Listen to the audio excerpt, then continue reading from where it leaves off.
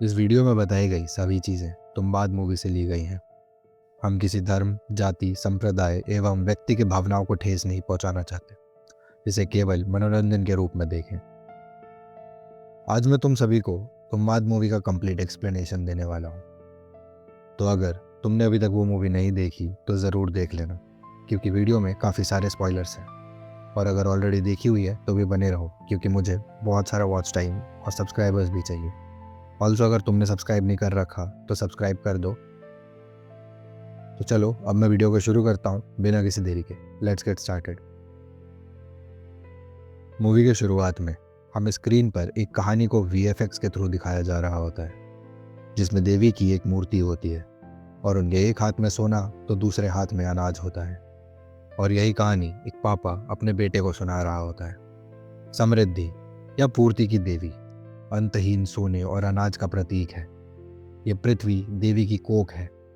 जब ब्रह्मांड की शुरुआत हुई तो देवी ने इस कोख से 16 करोड़ देवी देवताओं को जन्म दिया, पर देवी को सबसे प्यारा उनकी पहली संतान यानी हस्तर थी। पर आज भी किसी भी वेद पुराण में ढूंढ लो, उसका नाम कहीं नहीं मिलेगा। तभी उसका बेटा पूछता है, ऐसा क्यों बाबा? क्योंकि उसे देवी का सारा सोना और अनाज पाना था। सोना तो उसने मनमानी से उठा लिया, पर जैसे ही अनाज की ओर बढ़ा, बाकी देवी देवताओं ने उस पर प्रहार करना शुरू किया। देवी देवताओं के हर एक वार से अस्त्र बिखरता चला गया, पर इससे पहले कि वो ब्रह्मांड की धूल में मिल जाता हमेशा के लिए, देवी ने उसे बचा लिया। पर उसे बचाने की एक शर्त थी कि उसे कोई भी नहीं पूजेगा और उसका नाम भुला दिया जाएगा। कई युग बीत गए। हस्तर अपनी माँ की कोख में सोता रहा, पर हमारे ही पूर्वजों ने उसे याद किया और उसका मंदिर बना दिया। कहते हैं उस दिन से देवताओं का क्रोध तुम्बाद पे बारिश बन के बरस रहा है। फिर बच्चे ने यह पूछा कि तो हमने उसको जगाया ही क्यों? क्योंकि हस्तर का श्राप हमारे लिए वरदान है। तुम्बाद मूवी टोटल 3 चैप्टर्स में डिवाइडेड है, और जो आपने अभी थोड़ी देर पहले सुना वो इस मूवी का इंट्रो है। बारिश में हमें एक औरत दिखाई जाती है जिसका नाम ज्योति था, और वो एक पुराने वाड़े यानी कि एक मैंशन में जा रही होती है। इस वाड़े को सरकार का वाड़ा भी कहा जाता था, क्योंकि यहाँ सरकार नाम का एक ही आदमी जिंदा था।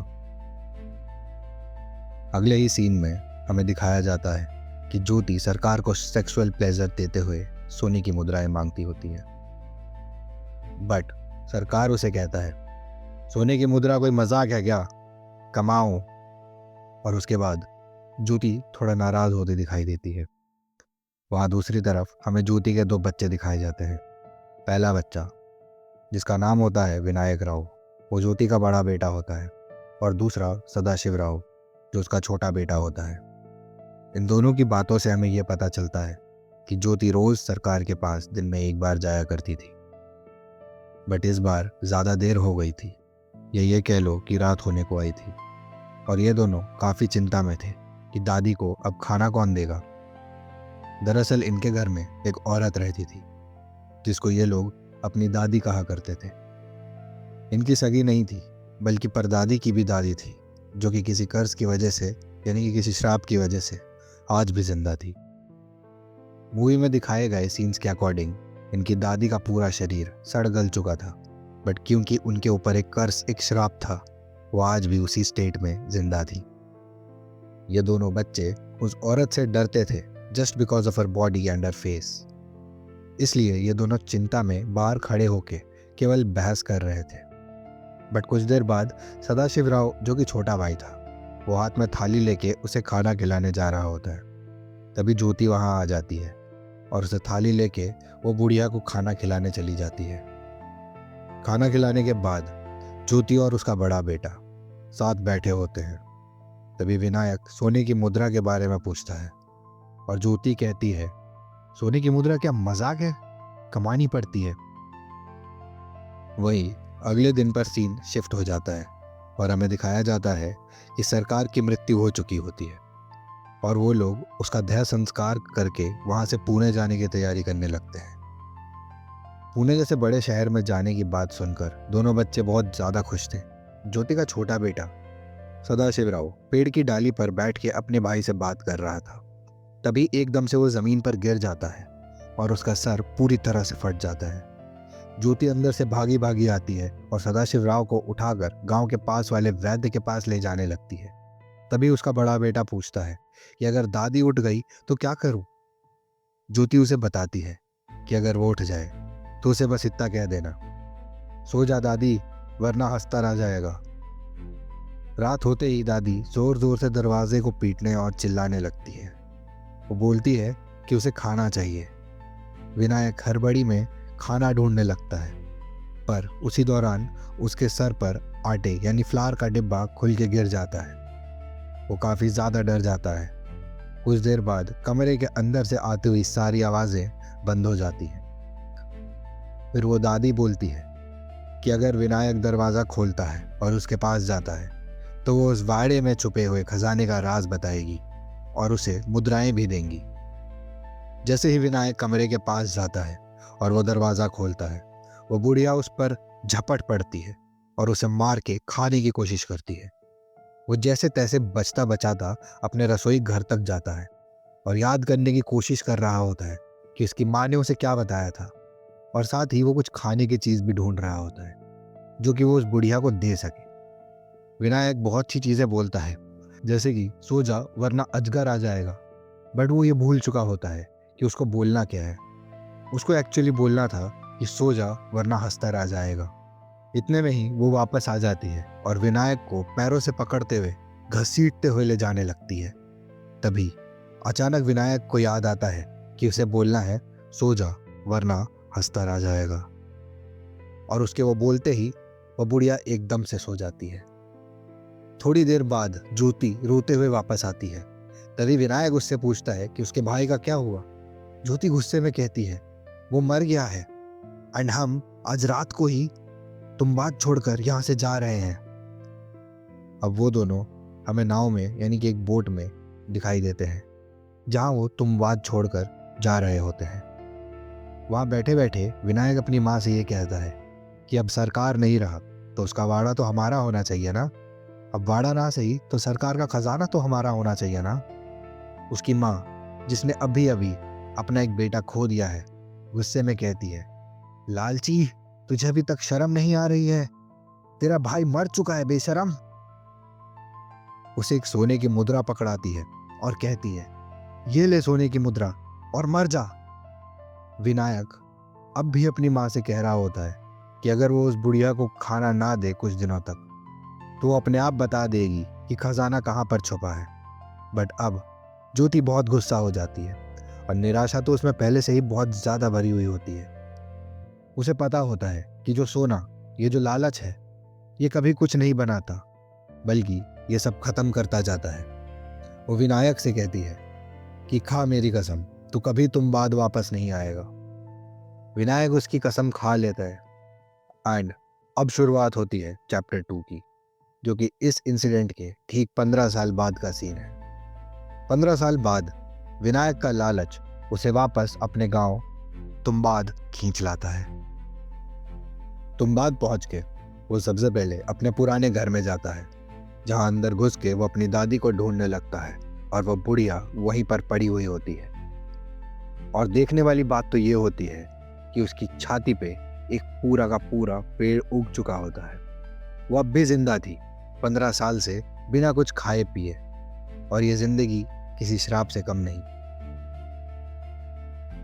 यहाँ विनायक उससे खजाने के बारे में पूछता है और बुढ़िया उसे कहती है लालची, तू सुधरा नहीं, आ गया वापस। विनायक बुढ़िया को लालच देते हुए कहता है कि अगर वो उसे खजाने का राज बता दे तो वो दोनों आधा आधा खजाना बांट लेंगे। पर वो दादी कहती है कि खजाना उसके किसी काम का नहीं, उसे जो चाहिए वो है मुक्ति। विनायक उसे मार दे वो उसके लिए बहुत होगा। फिर विनायक उससे सौदा करता है कि अगर वो उसे खजाने का पता बता दे तो वो उसको मार देगा। बुढ़िया उसे बताती है कि बहुत सालों पहले जब वो जवान हुआ करती थी, तब उस कुएं यानी कि उस वेल में सबसे तेज चढ़ और उतर वही सकती थी। यहाँ से ये सीन शिफ्ट होता है और हमें दिखाया जाता है विनायक राव, जो कि वाड़े के अंदर कोई कुआं ढूंढ रहा होता है। 3 महीने की लगातार खोज के बाद उसे फाइनली वो कुआं मिल जाता है, मगर उसे ये समझ नहीं आता कि उस कुएं में से सोना लाए तो लाए कैसे। वो वापस आके दादी से पूछता है एंड इस बार वो उसको सारे राज बता देती है और सौदे के मुताबिक वो उसे जला के मार देता है। वहीं से सोने की मुद्रा लेकर विनायक अपने गांव लौट जाता है।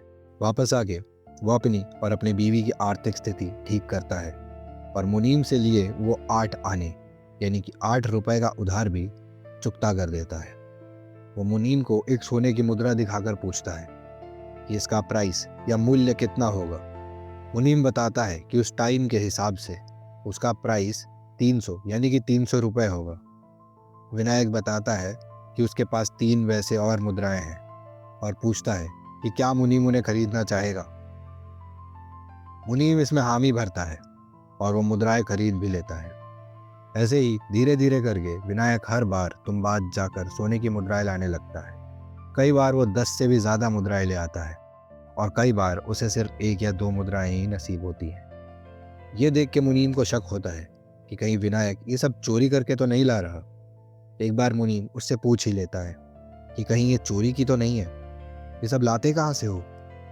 विनायक बताता है कि ये मुद्राएं उसको विरासत में मिली हैं और कहता है कि उसको सिर्फ मुद्राओं से मतलब होना चाहिए, ना कि इस बात से कि ये आ कहाँ से रही है। विनायक काफ़ी अमीर हो जाता है, उसके पास किसी चीज़ की कमी नहीं होती, पर उसका लालच बढ़ता ही जाता है और वो बार बार तुंबाद जाता ही रहता है।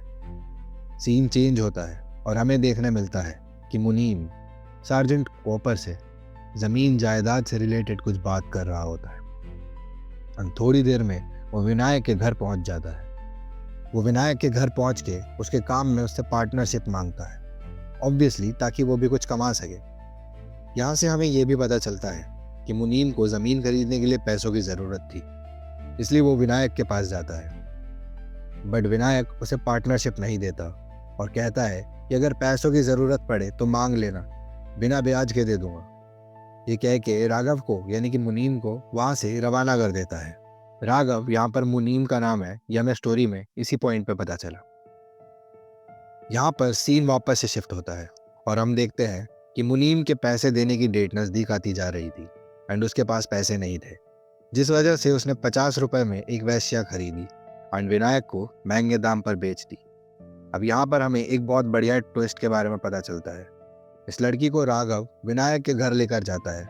उसे यह बताता होता है कि उसे विनायक का मन बहलाना है, वो भी सिर्फ तब तक के लिए जब तक राघव तुंबाद से सोना लेकर वापस ना आ जाए।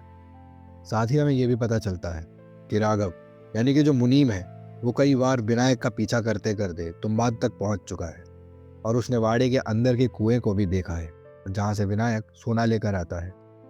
पर यहाँ पर दिलचस्प बात यह नहीं है कि राघव को उस कुएं के अंदर का राज पता है, पर यहाँ पर दिलचस्प बात यही है कि राघव ने कभी भी उस कुएं के अंदर के राज को नहीं जाना है।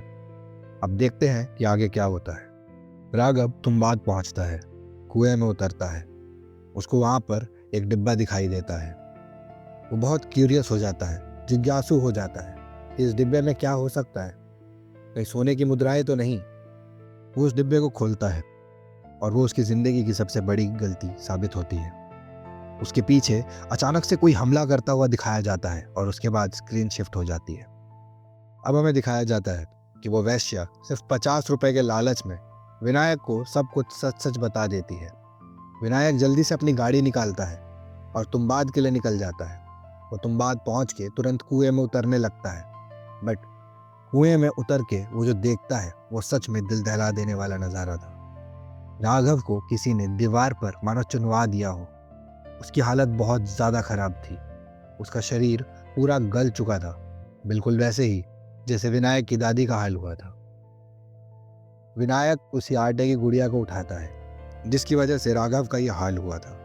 और हमें इस मूवी में अब पहली बार देखने को मिलता है हस्तर। विनायक हस्तर को आटे की गुड़िया का चारा देके उसके कमर पर लगे हुए पाउच से सोने के सिक्के उठा लिया करता था। वहां से जाते जाते इस बार जैसे उसने अपनी दादी को जला के मुक्ति दी थी, वैसे ही उसने लालटेन यानी कि एक लैंटर्न मुनीम के ऊपर फेंक दी जो कि दीवार पे चुना हुआ था। वो उससे जल गया और उसने बोला, सो जा मुनीम, वरना हस्तर आ जाएगा। इतना कह के वो वहां से निकल जाता है। विनायक घर आता है और देखता है कि उसकी बीवी उस वैश्या को घर से धक्के मार कर निकाल रही होती है। ये सीन बहुत ही आइकॉनिक था क्योंकि जैसे हमने मूवी के स्टार्टिंग में सरकार और ज्योति के बीच सीन देखा था, सरकार बैठा हुआ होता है और ज्योति उसके सामने खड़ी हुई होती है बारिश में, वैसे ही विनायक और उस लड़की के बीच देखने को मिलता है, जहां पर विनायक बैठा हुआ होता है अपने झूले पे और वो लड़की वही खड़ी होती है बारिश में। अब यहाँ से शुरू होता है चैप्टर 3। इस चैप्टर के शुरुआत में चीजें बहुत ज्यादा बिगड़ चुकी होती हैं। विनायक के अब 3 बच्चे भी थे, जिनमें से 2 बेटियां और एक बेटा था। चीजें खराब इसलिए थी क्योंकि विनायक दिन का ज्यादातर समय उस वैश्या के साथ रहता था एंड अपनी बीवी के साथ नहीं। हमें यह भी देखने मिलता है कि विनायक का बेटा तुम्बाद के लिए तैयारी कर रहा होता है क्योंकि विनायक ने उसे वादा किया होता है कि जब वो 16 साल का हो जाएगा तब वो उसे भी अपने साथ तुम्बाद लेकर जाएगा। पर घर में पैसों की कमी पड़ने की वजह से विनायक को मजबूरन अपने बेटे को 14 साल की उम्र में ही तुम्बाद लेकर जाना पड़ता है। यहाँ पर सीन शिफ्ट हो जाता है और हमें विनायक की बीवी देखने मिलती है जो कि विनायक और उसके बेटे पांडुरंग की आरती उतार रही होती है क्योंकि वो पहली बार तुम्बाद के लिए रेडी हो रहा होता है और वो उन्हें शुभकामनाएं देते हुए रवाना कर देती है। अब विनायक और पांडुरंग गाड़ी में बैठ के तुम्बाद जा रहे होते हैं। रास्ते में वो दोनों एक दूसरे से बात करने लगते हैं। इस सीन में हमें पता चलता है कि जो आदमी मूवी के स्टार्टिंग में अपने बेटे को कहानी सुना रहा था वो कोई और नहीं बल्कि विनायक ही था। अब वो लोग तुम्बाद पहुंच जाते हैं। विनायक और उसका बेटा गाड़ी में से उतर जाते हैं। विनायक अपने बेटे को कहता है कि आज वो बस अभ्यास यानी प्रैक्टिस करने आए हैं और नीचे आटे की गुड़िया को ले जाने से मना करता है क्योंकि आटे की गुड़िया की वजह से ही हस्तर आता है। जो कहानी मूवी के स्टार्टिंग में बताई गई थी वही लॉजिक यहाँ पर अप्लाई होगा। हस्तर ने देवी से सोना तो ले लिया था बट जो चीज़ वो नहीं ले पाया और जिस चीज़ की अभिलाषा उसे आज तक है वो है अनाज। और इसलिए जब विनायक अंदर उस कोख में जाता था तब पहले सूखे आटे का घेरा बना लेता था क्योंकि हस्तर सूखे अनाज से बनी उस लाइन को क्रॉस नहीं कर पाता। अब तुम लोग सोच रहे होगे कि वो आटे की गुड़िया क्यों खाता था, तो मैं तुम्हें बता दूं कि वो आटे की गुड़िया तभी खा पाता था जब विनायक उसे देता था। यानी कि कोई इंसान उसे खाने दे तभी हस्तर वो आटा या अनाज खा और छू सकता है। वो खुद की इच्छा से वो अनाज को खाने या छूने की कोशिश करेगा तो वो वहीं पर भस्म हो जाएगा। नीचे पहुंच के रिवील होता है कि विनायक के मना करने पर भी उसका बेटा अपने साथ एक आटे की गुड़िया ले आया होता है एंड तभी उनके सामने हस्तर आ जाता है। इस बार तो वो दोनों जैसे तैसे बच के बाहर आ जाते हैं बट बाहर आने के बाद विनायक अपने बेटे को बहुत मारता है। साथ ही उसका बेटा कुछ मुद्राएं उठा लाता है। वो मुद्राएं लेके वो लोग अपने घर वापस लौट जाते हैं। थोड़ी ही देर के बाद एक सीन में पांडुरंग उस वैश्या को एक मुद्रा देते हुए दिखाई देता है। मुद्रा देते हुए वो कहता है कि जब वो बड़ा हो जाएगा तब वो उससे शादी करेगा, जिस पर वो वैश्या हंस के कहती है कि तब की तब देखी जाएगी। विनायक को जब ये पता चलता है तो वो बहुत ज़्यादा गुस्सा हो जाता है और अपने बेटे को बहुत मारता है। मार खाते हुए उसका बेटा पांडुरंग कहता है कि वो लोग इस चीज़ को गलत तरीके से कर रहे हैं एंड अगर ज़्यादा मुद्राएं चाहिए तो एक साथ बहुत सारी गुड़ियाएं लेकर जानी चाहिए। जैसे ही अस्तर एक गुड़िया को खा ले वैसे ही उसको दूसरी गुड़िया दे दो। ऐसे उन्हें काफ़ी सारा समय मिल जाएगा मुद्राएं उठाने के लिए। विनायक को यह आइडिया बहुत अच्छा लगता है। वो सोचता है कि क्यों ना इसे एग्जीक्यूट किया जाए एंड अगले ही दिन अपने बेटे के साथ तुम्बाद के लिए निकल जाता है। इस बार वो बहुत सारी गुड़िया बनाता है एंड नीचे लेकर जाता है। नीचे जाके विनायक एक गुड़िया निकालता है एंड तभी हस्तर आता दिखाई देता है। अब विनायक की आंखों में डर साफ दिखाई दे रहा होता है क्योंकि जैसे जैसे उसका बेटा गुड़िया निकाल रहा था वैसे वैसे वहां पर हस्तर भी बढ़ते जा रहे थे। पलक झपकते ही वहां बहुत सारे हस्तर आ जाते हैं एंड पता लगता है कि जितनी गुड़ियाएं होंगी उतने ही हस्तर भी होंगे। वो दोनों वहां पर फंस चुके थे। वहां से निकलने का उन्हें कोई तरीका नहीं दिखाई दे रहा था। वो दोनों एक एक करके गुड़िया फेंकने लगे। एक एक हस्तर एक एक गुड़िया खाने लगे पर हस्तर गुड़िया खाकर गायब नहीं हो रहे थे। हस्तर की संख्या उतनी ही थी और गुड़िया कम होती जा रही थी। धीरे धीरे एक टाइम पर उनकी लालटेन का तेल भी खत्म हो गया और चारों तरफ बस अंधेरा था। विनायक एक माचिस जलाता है और आसपास देखता है। उसे याद आता है कि उसके पास बहुत सारी गुड़ियाएं हैं। इस मौके पर वो कुछ नहीं कर सकता था। उसको एक ही तरीका सूझा, वो था एक कुर्बानी देने का। विनायक ने सारी गुड़िया अपने शरीर पर अलग अलग जगहों पर बांध ली और वो उस रस्सी से ऊपर चढ़ने लगा जिसे वो लोग नीचे आते थे। सारे हस्तर उसके पीछे दौड़े। सारे हस्तर ने उसको काटने की कोशिश की और कुछ ने काट भी लिया। विनायक अब घायल हो चुका था। सारे हस्तर बाहर निकलने की कोशिश कर रहे थे उस एंट्रेंस से, उस गेट से जहां से वो लोग अंदर आते थे। विनायक काफी चालाक था। उसने एंट्रेंस पे आटे का एक सर्कल बना के रखा था ताकि अगर कभी कुछ दुर्घटना हो जाती है तो ये हस्तर वहां से बाहर ना आ पाए। एक एक करके सारे हस्तर मर जाते हैं और उसका बेटा सही सलामत वहां से बाहर निकल जाता है। पर हमें फिर पता चलता है कि विनायक अभी मरा नहीं था। वो अब भी जिंदा था। वो अपने बेटे को दिखाई देता है क्योंकि विनायक को हस्तर ने काटा था। उसे भी हस्तर का श्राप लग जाता है और उसकी भी हालत उसके दादी जैसी हो जाती है। उसके हाथ में मुद्राओं से भरी एक पोटली होती है। वो अपने बेटे को बुलाता है और कहता है, आजा, ले ले, ये ले, यही चाहिए थे ना, उठा ले, यही चाहिए था ना तुझा। उसका बेटा बहुत रो रहा होता है। उससे अपने पापा का यह हाल देखा नहीं जा रहा था। उसने रोते हुए एक लालटेन उठाकर उसके पापा के पैर के पास फेंक दिया जिससे वो जलने लगा और कहा, बाबा सो जा, वरना हस्तर आ जाएगा। जिससे विनायक सो गया। विनायक का बेटा रोते रोते बाड़े का दरवाज़ा बंद करके वहाँ से चला जाता है और इसी के साथ ख़त्म होती है द मूवी तुम्बाद। तुम लोगों को ये वीडियो कैसी लगी कमेंट सेक्शन में ज़रूर बताना। वीडियो पसंद आई हो तो एक लाइक ज़रूर करके जाना क्योंकि इससे मुझे बहुत ज़्यादा मोटिवेशन मिलती है। और हाँ, अगर तुम लोग चैनल पे नए हो तो सब्सक्राइब करके जाना क्योंकि यहाँ पे ऐसे मज़ेदार वीडियोस और मूवीज़ के एक्सप्लेनेशंस आते रहते हैं। मैं मिलता हूँ तुम लोगों से नेक्स्ट वीडियो में। तब तक के लिए stay curious. Thanks for watching.